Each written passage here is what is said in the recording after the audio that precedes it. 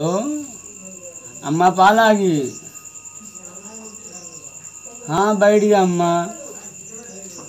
अम्मा बुला लो अम्मा। अम्मा बुला लो।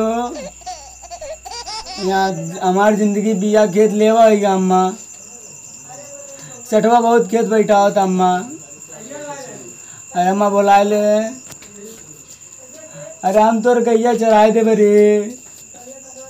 कंडवा उठा ले बरे अम्मा। गोबरों पात दे बरे।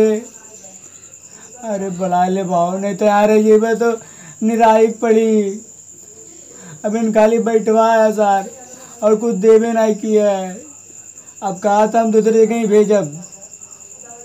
कहा था दूसरे जगह ही भेज के बिया बैठवाई सर। खाली हमारी जिंदगी बिया खेत लेवा कह दी है।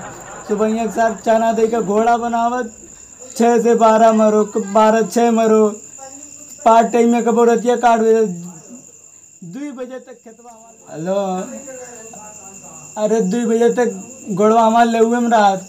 अरे रतिया दूध नहीं पाए। यह सपनों देखित कब बीवा खत्म हुए कब मुठीवा खत्म हुए कब बैठौनिया खत्म हुए। अरे अम्मा तोर बतिया मान लियो तुम पढ़ाई कर लियो तुम ई दिन अनाज दे के पड़ रहे अम्मा। अब की अम्मा अपने मामा के साथ भेज देना। जाके बै करिए काम करब लेकिन काम ना करब रे अम्मा। बैठौनी उठी ना करब रे।